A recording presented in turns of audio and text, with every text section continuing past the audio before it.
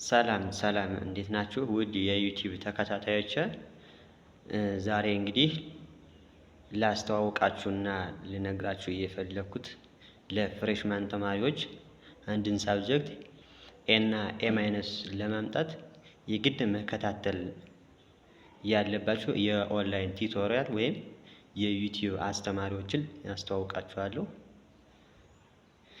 ቪዲዮ ከተመቻችሁና ይህን አይነት ቪዲዮ እንዲደርሳችሁ ከፈለጋችሁ ሳብስክራይብ ማድረግን አትርሱ። አብራችሁን ቆዩ።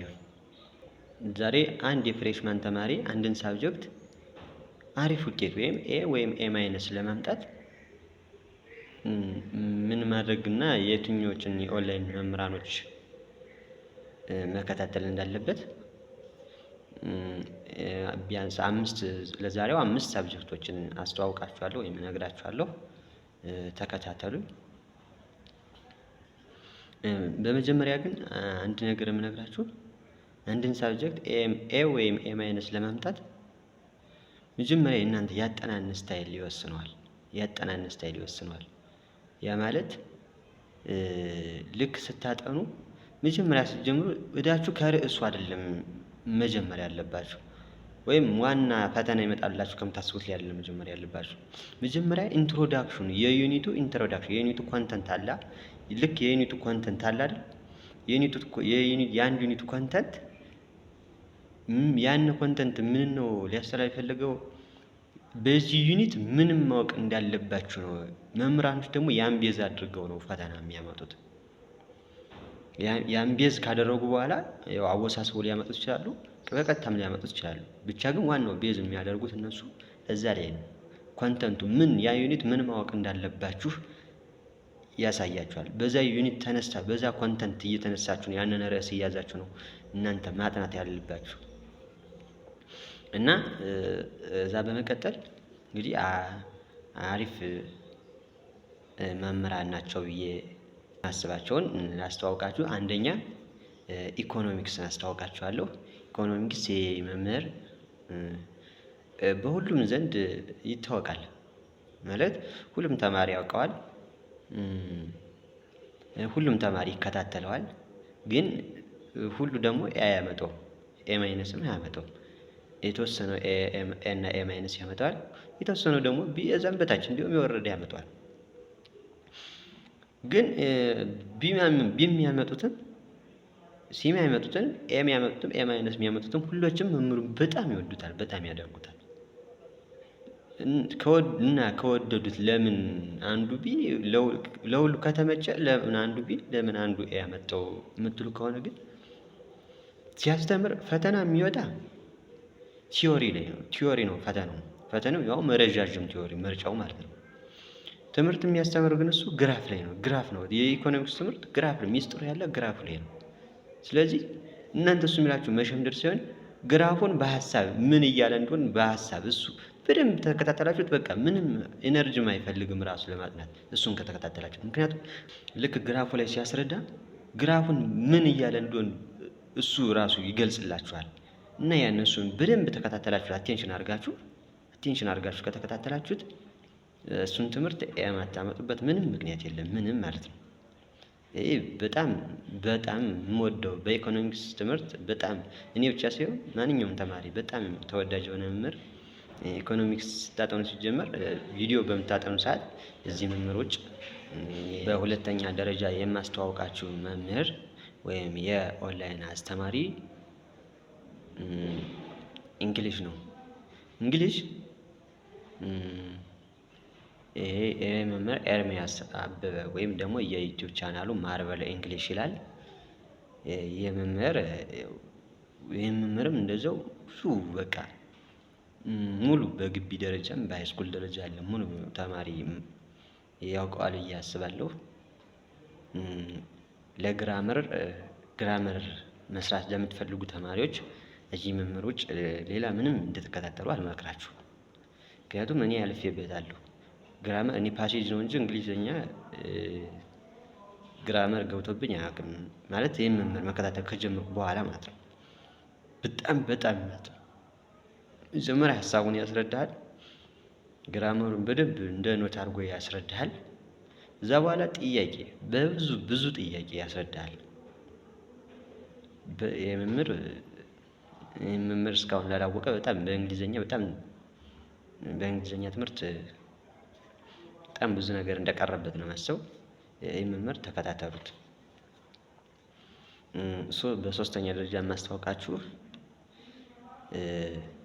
ሂስትሪ ነው። ሂስትሪ ይሄ መምህር ዩቲዩብ ላይ ሰርች ስታደርጉ ኪንግ ቲዩብ ብላችሁ ሰርች ስታደርጉ ይመጣላችኋል። እስከ መጨረሻው ዩኒት የሚሰራው አይመስለኝም። ዩኒት 1፣ ዩኒት 2፣ ዩኒት 3፣ ዩኒት 4 አድርጎ ይሰራዋል። ይሄ መምህር ደግሞ ሲያስተምር በሂስትሪ እንደዚህ መምህር ያየሁት የለኝም። በሂስትሪ ማለት ነው። ማለት ብዙዎችም ውጤታማ የሆኑበት እኔም በጣም ውጤታማ የሆንኩበት በሂስትሪ ይህን መምህር ስለተከታተልኩ ብቻ ነው። ሲጀመር ፒፒቲ ሆነ የዚህ መምህር ቪዲዮ አንድ አይቱን ፒፒቲ አንዴ ካያችሁት በኋላ ምንም ሂስትሪ ያዘዎች አያስፈልግም። ምክንያቱም ይህ መምህር በቅደም ተከተል ነው ልክ እንደ ታሪክ በሀሳብ ደረጃ እንድትይዙት ልክ እንደ ታሪክ አድርጎ የሚነግራችሁ ትምህርቱ ማለት ለምሳሌ በ13ኛው ማን ነበረ፣ ማን ነግሶ ነበር፣ በእሱ ጊዜ ምን ተፈጠረ፣ አወዳደቁስ ለውድቀቱስ ምክንያት ምናምን።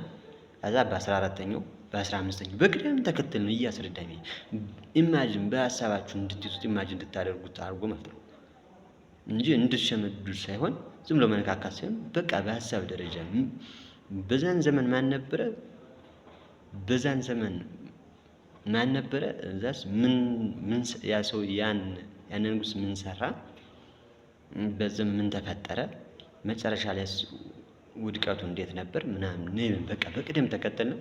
ኢማጂን በሀሳባችሁ እንድትይዙት አድርጎ የሚያስረዳችሁ በጣም አሪፍ መምህር ነው። ተከታተሉትና በጣም ትወዱታላችሁ። በአራተኛ ደረጃ ሳብጀክቱ ኢመርጂንግ ነው እና ዩቲዩብ ላይ ሰርች ስታደርጉ ሆህተ አእምሮ ብላችሁ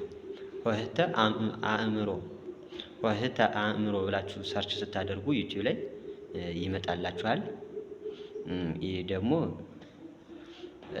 ያው እንግዲህ በኢመርጂንግ ያን ያህል ባይካበድለትም እንግዲህ የኢመርጂንግ ላይ ብዙም አይካበድለትም፣ ግን ኦንላይን ካሉ መምህራኖች አሪፍ ብዬ ያሰብኩት መምህር ነው። ይሄንም ተከታተሉት። በአምስተኛ ደረጃ የማስታወቃችሁ ጂኦግራፊ ነው። ጂኦግራፊ ደግሞ በጣም አሪፍ መምህር ማለት ተከታተላችሁትም ውጤታማ ልትሆኑበት የምትችሉ ሲያስተምራችሁም በጣም ደስተኛ ሆናችሁ ልትማሩበት የምትችሉት የኦንላይን አስተማሪ ሰርች ስታደርጉ ሁለገብ ኢንፎ ሚዲያ ብላችሁ ሰርች ስታደርጉ ዩቲዩብ ላይ ይመጣላችኋል። በጣም አሪፍ። ይህም በቅደም ተከተል እንዴት እንደሆነ ምክንያቱን እስከ ውጤቱ እያስረዳ ነው የሚያስተምር። ይህን ደግሞ በጣም አድርጋችሁ ተከታተሉት እና በተረፈ ሌላ ጊዜያችሁን ፍሬሽማን ላይ ጊዜ መቆጠብ ምንም በቃ ጊዜያችሁን ባሉባልታ አታሳልፉት። በቃ በጠዋቱ ተነሱ።